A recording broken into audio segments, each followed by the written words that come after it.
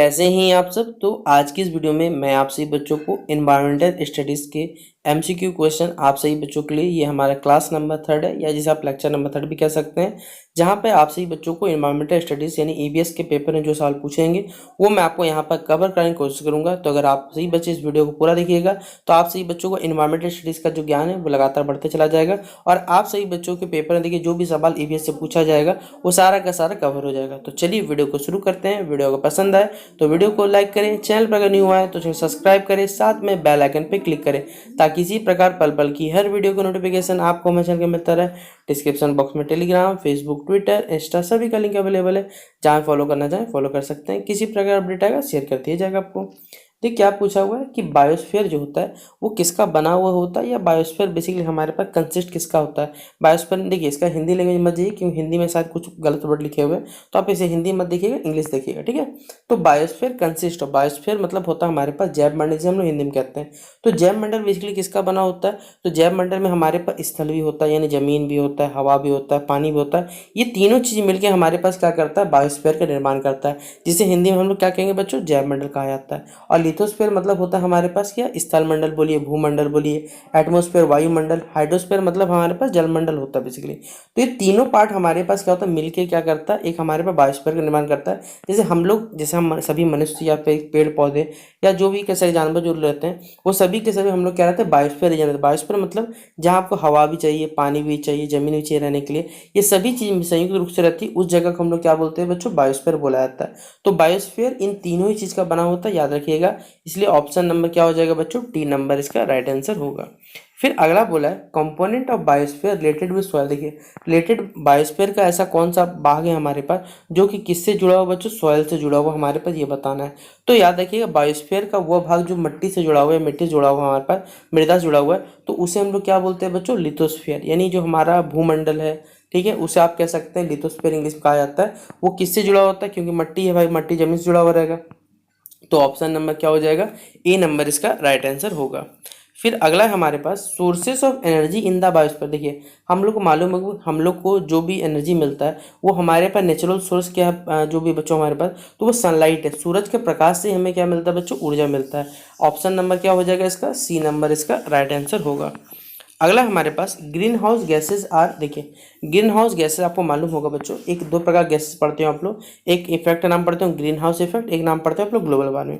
तो green house effect basically करता है, या ग्रीन हाउस जो गैसेज रहता है जिसमें हमारे पास CFC आता है, ठीक है, और हमारे पास CO2 भी इसमें माना जाता है। तो ग्रीन हाउस गैसेज जो होते हैं बेसिकली वो क्या करते हैं, जो सूरज से जो रोशनी आती है, रोशनी बोल रहा हूँ, सूरज से जो हमारे पास रेज आती हैं, उन रेज को क्या करता है बेसिकली एब्जॉर्ब कर लेता है। तो absorber of long wave radiation from earth. और जैसे हम लोग जानते हैं, मान लीजिए सूर्य, ये हमारे पास, चलिए सूर्य बन गया, ये हमारे पृथ्वी, ठीक है, ये उल्टा बना दिया, ये बड़ा बनना चाहिए था जबकि, ठीक है। तो जब इस पर किरणें पड़ती है तो किरणें क्या हो जाती है बेसिकली, अवशोषित हो जाती है यानी एब्जॉर्ब हो जाता है, जो कि हमारे पृथ्वी के टेम्परेचर को बढ़ाता है। तो absorber of long wave radiation from earth, यानी जो long wave radiation from earth से निकलती है उन्हें क्या करता है, एब्जॉर्ब कर लेता है।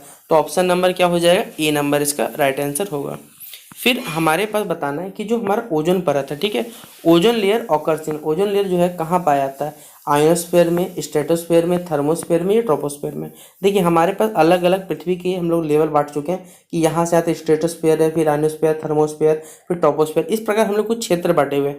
जैसे आपको मालूम प्लेन जो उड़ता है एक लेवल तो उड़ता है, ये नहीं कि भाई आप अपने हमारे अर्थ के एग्जॉस्फीयर से बाहर निकाल देते, उसने एक लेवल पर उड़ाया जाता है ताकि वो एयर प्रेशर झेल सके। उसी तरह जो हमारा ओजोन लेयर है वो कौन से लेयर पाया जाता है, देखिएगा, तो जो स्ट्रेटोस्फीयर का नाम का लेयर है उस लेयर में क्या पाया जाता है, हमारे पास ओजोन लेयर पाया जाता है। और यही क्या करता है, हमारी पृथ्वी को क्या करता है, सूर्य से जो किरणें आती है उनसे वो बचाने काम करता है, या UV रेज को बेसिकली अब्जॉर्ब करने काम करता है। तो ऑप्शन नंबर क्या हो जाएगा, बी नंबर। फिर अगला है विच of the following is a non renewable. Non renewable मतलब देखिए, रिन्यूएबल मतलब पहले क्या होता है, जो फिर से क्या हो सकता है, निर्माण हो सकता है, और नॉन रिन्यूएबल मतलब जो फिर से निर्माण नहीं हो सकता। जैसे आपको मालूम है कि अगर आप क्या करते हैं, पेड़ पौधे काट देते हैं तो पेड़ पौधे क्या होता है, एक पार्टिकुलर टाइम बाद उनको वो खुद ब खुद क्या जनरेट हो सकते हैं। देन नॉन रिन्यूएबल मतलब जो एक बार खत्म हो चुका है वो दोबारा फिर से उसे उगने में भाई बहुत समय लगता है। जिसका मालूम हो कोयला, जिस चार ऑप्शन दिएगा, सोलर मतलब सूर्य का ऊर्जा, सूर्य का ऊर्जा क्या ज़्यादा समय लेता है, नहीं, सूर्य का ऊर्जा तो कमी नहीं है हमारे पास। मीथेन गैस आपको जहाँ जहाँ भी सड़ा गला रहेगा वहाँ मीथेन गैस जनरेट हो जाता है। हाइड्रो इलेक्ट्रिसिटी मतलब ये होता है हमारे पास वो इलेक्ट्रिसिटी जो हम लोग क्या करते हैं पानी से जनरेट करने की कोशिश करते हैं, वो हमारे पास हाइड्रो इलेक्ट्रिसिटी में आता है। लेकिन जो कोल होता है, आपने बचपन में पढ़ा होगा कि कोल हो गया, हमारे पास पेट्रोल हो गया, ये लाखों करोड़ों साल लग जाता है हमें बनने में। तो लाखों करोड़ साल तक क्या हम लोग जीवित रहेंगे नहीं रहेंगे किसी को नहीं मालूम है। इसलिए हमारे पास क्या हो जाएगा, डी नंबर कोयला क्या हो जाएगा, ये ऐसा सोर्स है हमारे पास जो कि लंबा समय लेता है बनने में से। तो ऑप्शन नंबर क्या हो जाएगा, डी नंबर। अगला सवाल है, a coal deposit that is not economical to mine today would be considered part of our। देखिए एक ऐसा हमारे पास कोल डिपोजिट मतलब होता है भाई संग्रह वाला जगह, जहाँ पर हम लोग क्या करते हैं कोयला को जमा करते हैं, जो कि हमारे लिए आज इकोनॉमिकल नहीं है, मतलब आज आर्थिक रूप से नहीं है, लेकिन वो हमारे जीवन का याद देखिए पार्ट है। क्योंकि हमारे पास इसको हम लोग पहले बोलते हैं कोल रिजर्व, कोल मतलब होगी कोयला और रिसोर्स मतलब होगी हमारे संसाधन। तो कोयला संसाधन हमारे पास जीवन का एक पार्ट इकोनॉमिकली देखा जाए तो भाई हमारे लिए इससे हम लोग सरकार इससे भले पैसा कमाती होगी, लेकिन ये हमारे जीवन में भी क्या रहता है, जुड़ा हुआ रहता है। तो ऑप्शन नंबर क्या हो जाएगा, बी नंबर इसका राइट आंसर होगा। फिर अगला हमारे पास है, this is an example of non polluting types of energy. इनमें से कौन सा हमारे पास नॉन पॉल्यूटिंग मतलब इनमें से देखिए प्रदूषण नहीं होता हमारे पास, उस टाइप का रिन्यूएबल एनर्जी। रिन्यूएबल मतलब जो कि क्या कर सकता है, फिर से अपने आप को जेट कर सकता है। जैसे आपको मालूम होगा टाइडल एनर्जी, जो समुद्र में ज्वार भाटा या आप लोग देखते हो बड़ा लहर उठता है, उसे हम लोग टाइड्स कहते हैं। तो ये जो हमारे पास एक एनर्जी जनरेट होता है ये टाइडल एनर्जी कहलाता है। इसी तरह विंड एनर्जी, जो हवा चलती है उससे जो एनर्जी मिलता है हमें वो होता है विंड एनर्जी। फिर सोलर एनर्जी है, ये सब के सब देखिएगा ये कभी खत्म नहीं होने वाला है, प्लस ये फिर से जनरेट होने का क्षमता रखता है, इसलिए हमारे पास क्या होता है रिन्यूएबल में काउंट होता है। लेकिन ये सब के सब पॉल्यूशन इनमें से कोई नहीं करता, इनमें से कोई एक्स्ट्रा वेस्टेज नहीं निकलता, इसलिए तीनों ही कथन हमारे पास सही है कि यहाँ पर टाइडल भी होगा और विंड भी हो जाएगा और सोलर भी, ये सभी कथन हमारे पास क्या सही है। फिर अगला सवाल बोला गया, this group consist of non renewable organic resources. इनमें से कौन सा जो हमारे पास ग्रुप है उसमें क्या क्या है बच्चों, हमारे पास नॉन रिन्यूएबल मतलब फिर, और ऑर्गेनिक मतलब जो हमें कह सकते हैं प्रकृति से किसी प्राप्त हुआ है कह सकते हैं आप लोग। तो ये हमारे पास नॉन रिन्यूएबल ऑर्गेनिक जो रिसोर्सेज इनमें से कौन सा ग्रुप आता है, तो देखिए नेचुरल गैस हो गया, ऑयल हो गया, कोल हो गया। अगर आपको नेचुरल गैस नहीं पता तो भाई आप ऑयल और कोल पे जानते थे कि ऑयल जो हमें मिलता है वो क्या होता है एक नॉन रिन्यूएबल हमारे पास है, लेकिन बाकी सारा ऑप्शन चेक करिएगा, सैंड हो गया, एयर हो गया, क्ले हो गया, ये सब के सब हमारे पास रिन्यूएबल में आता है। तो ऑप्शन नंबर एक ही बचता है, इसका हो जाएगा ऑप्शन नंबर बी इसका सही आंसर। फिर अगला हमारे पास पूछा गया कि most of the energy used on earth today originate came from which of the sources. हमारे अर्थ के द्वारा देखिए जो मोस्टली एनर्जी इस्तेमाल किया जाता है वो कहाँ से हमें मिलता है, तो भाई हमारे पास सूरज है, जो सूरज से हमें क्या मिलता है, एनर्जी मिलता है, इसलिए क्या हो जाएगा द सन इसका राइट आंसर हो जाएगा। फिर विच of the following is not a renewable source of energy. इनमें से कौन सा हमारे पास रिन्यूएबल सोर्स नहीं है एनर्जी का। अब जब नहीं है तो भाई ऑब्वियसली बात है हमारे पास क्या होगा, ये नॉन रिन्यूएबल का बात किया जा रहा है। आपको मालूम है solar energy, hydro energy, geothermal energy, ये तीनों के तीनों हमारे पास क्या होता है रिन्यूएबल में काउंट होता है। लेकिन जो बायोमास एनर्जी है बेसिकली, अगर आप समझना चाहिए बायोमास मतलब जो जीव पेड़ पौधे से हमें जो कह सकते हैं ऊर्जा प्राप्त हो, जैसे हमने नाम सुना फॉसिल फ्यूल का, उस प्रकार ये जो होता है हमारे पास, तो ये एक प्रकार का क्या है हमारे पास नॉन रिन्यूएबल रिसोर्स में आता है। तो ऑप्शन नंबर क्या हो जाएगा, बी नंबर इसका राइट आंसर हो जाएगा। फिर अगला देखिए आपको 4 ऑप्शन दिया गया, ठीक है, बोला गया है कि आपको इनमें से क्या करना है, अलग करना है। डीजल है, गैसोलीन है, पेट्रोल है, ये सब के सब लिक्विड फॉर्म पाए जाते हैं, लेकिन जो कोल है वो हमारे पास सॉलिड रूप में पाया जाता है, इसलिए क्या हो जाएगा ऑप्शन नंबर डी इसका राइट आंसर होगा। फिर अगला बोला गया कि which of the following source of energy can be replaced after a short period time. देखिए आपको रिप्लेस्ड मतलब समझना पड़ेगा, जो फिर से क्या होता है क्रिएट हो सकता है, जो फिर से बन सकता है। आपको मालूम है सोलर एनर्जी और हाइड्रो एनर्जी, मान के चलते अगर आज सूरज नहीं होगा भाई कल उगेगा ही उगेगा, जिससे वो अपने एनर्जी को फिर से हमें पृथ्वी को प्राप्त हो सकता है, तो मिल सकता है। हाइड्रो एनर्जी भी इसी प्रकार का कि भाई अगर हमारे पास पानी है तो पानी से हम लोग क्या कर सकते हैं, एनर्जी जनरेट कर सकते हैं। तो ऑप्शन नंबर, लेकिन क्या कोयला खत्म होने के बाद आपको एनर्जी मिल सकता है, भाई नहीं मिल पाता, ये ऑप्शन ही नहीं हो सकता। तो दोनों ही सही है, option number A and B क्या हो जाएगा इसका राइट आंसर हो जाएगा। फिर अगला हमारे पास नॉन रिन्यूएबल रिसोर्स, जो नॉन रिन्यूएबल रिसोर्स होता है बेसिकली वो फाइनाइट रिसोर्स होता है। फाइनाइट मतलब उसका जो लिमिटेशन होता है, उसका जो मिलने का क्वांटिटी होता है भाई वो लिमिट होता है, मतलब ये फिक्स्ड है हमारे पास। क्या ये बात सही है गलत है, तो भाई एकदम सही है हमारे पास, इसलिए क्या हो जाएगा ट्रू इसका आंसर हो जाएगा।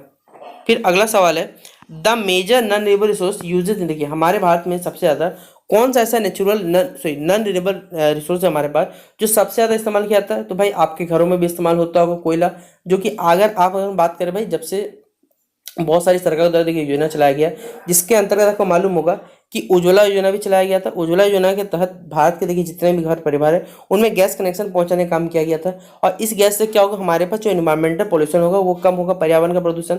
तो हम लोग क्या करते हैं, कोल का इस्तेमाल करते हैं, कोल का इस्तेमाल धीरे बंद कर देंगे तो ऑब्वियसली बात है पॉल्यूशन हम लोग घर पे भी रह के भी कुछ कम कर सकते हैं।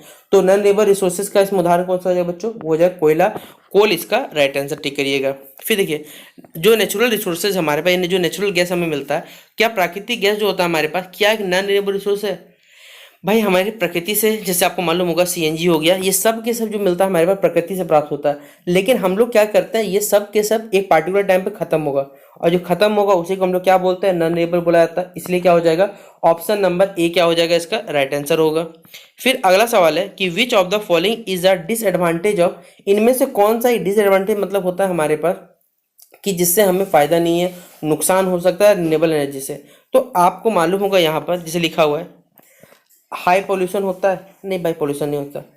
अवेलेबल ओनली फ्यूल प्लेस, हाँ कुछ ही जगह पे, कुछ फिक्स जगह पाया जाता है, हर जगह नहीं पाया जाता है। हाई रनिंग कॉस्ट, हाँ भाई इसको चलाने के लिए आपको खर्चा बहुत अच्छा है, लेकिन इसका दिक्कत क्या है पता है, ये अनरिलायबल सप्लाई, मतलब इस वजह से आप कितना सप्लाई जनरेट कर सकते हो ये बताना थोड़ा इम्पॉसिबल हो जाता है। इसे लिखा हो अविश्वसनीय क्या होता है हमारे पास, सप्लाई करता है। तो ऑप्शन नंबर क्या टिक करिएगा, डी नंबर इसका राइट आंसर टिक करिएगा।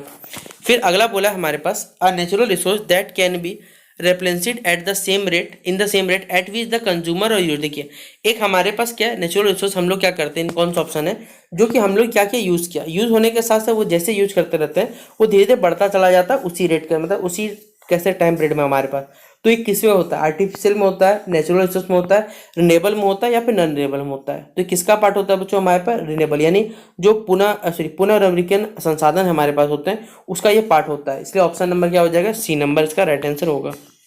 फिर हमारे पास देखिए अगर हम लोग बात करें, आपसे पेपर पूछा जाएगा कि 3R जो होते हैं वो कौन कौन से 3R होते हैं, तो याद रखिएगा रिड्यूस, रीयूज और रिसाइकिल, ये 3R आपसे पेपर में जरूर पूछेगा। तो रिड्यूस, रीयूज और रिसाइकिल, ऑप्शन नंबर क्या हो जाएगा, ए नंबर इसका राइट आंसर होगा।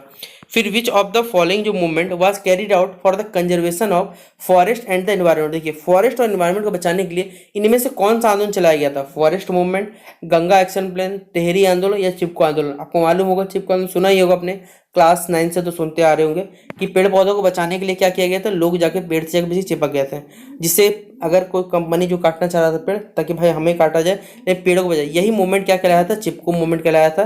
तो ऑप्शन नंबर क्या हो जाएगा, डी नंबर इसका राइट आंसर हो जाएगा। फिर अगला सवाल है फॉरेस्ट मैनेजमेंट हैज़ वेरियस, देखिए फॉरेस्ट मैनेजमेंट यानी जो वन का हम लोग क्या कहते हैं व्यवस्थापन करते हैं, इनमें क्या हमारे पास बहुत सारे स्कोप है, हाँ भाई बहुत सारे स्कोप आप सोच नहीं सकते, लेकिन बात है कि आपको इसमें एंट्री करना चाहिए, पहले एंट्री करिएगा तो एक मालूम चलेगा फॉरेस्ट एनवायरनमेंट जो होते हैं बहुत सारे स्कोप रहते हैं इसमें। तो ऑप्शन नंबर ए क्या हो जाएगा, इसका राइट आंसर होगा। फिर विच of the following is a branch of forest, देखिए इनमें से कौन सा हमारे पास फॉरेस्ट का जो ब्रांच होता है ये हमें बताना है। प्रोटेक्शन फॉरेस्ट्री, डेफोरेस्टेशन हो गया यानी पेड़ पौधों का अंधाधुंध जो कटाई होती है हमारे पास, या फिर फॉरेस्ट मैनेजमेंट, या फिर रेस्ट्रिक्टेड मॉनेस्ट्री सॉरी फॉरेस्ट्री, इसका क्या हो जाएगा हमारे पास पार्ट होगा। तो राइट आंसर क्या हो जाएगा बच्चों, हमारे पास फॉरेस्ट जो मैनेजमेंट रहता है वही क्या कहता है बेसिकली हमारे पास एक फॉरेस्ट का जो क्या होता है ब्रांच होता है। तो ऑप्शन नंबर क्या होगा, सी नंबर इसका राइट आंसर होगा। फिर अगला सवाल बोला गया है कि which of the following is not the best way to stop deforest, देखिए इनमें से आपको 4 उदाहरण दिए गए और 4 उदाहरण के थ्रू बताना है कि इनमें से डिफॉरेस्टेशन मतलब क्या होता है, पेड़ पौधे को काटने का तरीका जो कहलाता है, पेड़ अंधाधुंध पेड़ पौधे की जो कटाई होती है वो क्या कहलाता है, डिफॉरेस्टेशन कहलाता है हमारे पास। तो इनमें से कौन सा नहीं है डिफॉरेस्ट रोकने का तरीका, आप क्या करें ज़्यादा ट्री लगाने है भाई, डिफॉरेस्टेशन मतलब होता है जब पेड़ काटा जाए आपके पास।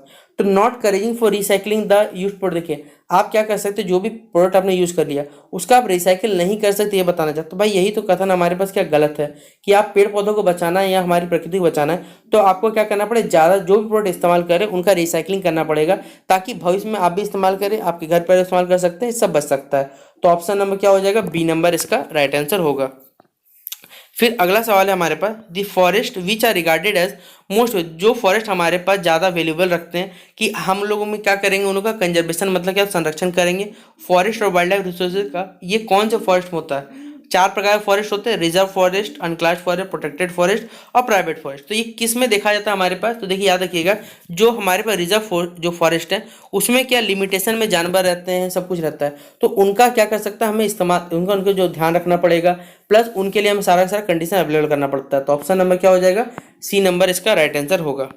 और हमारा आखिरी सवाल है the species which and danger. देखिए एक्सटिंक्शन मतलब होता है जो खत्म होने की कगार पर हमारे पहुंच चुका है। उन कौन से स्पेसीज चारों में से? इंडेंजर्ड स्पीसीज कहलाता है, नॉर्मल स्पीसीज कहलाता है, या फिर वल्नरेबल कहलाता है, या फिर हमारे पास रेयर स्पीसीज यानी जो दुर्लभ प्रजाति होती है वो कहलाता है। तो आपको मालूम होगा कि वो स्पीसीज जो हमारे पास बेसिकली खतरे की कगार पर खड़ी होने हम लोग क्या कहते हैं बच्चों? इंडेंजर्ड स्पीसीज कहा जाता है। तो ऑप्शन नंबर क्या हो जाएगा? ए नंबर इसका राइट आंसर हो जाएगा।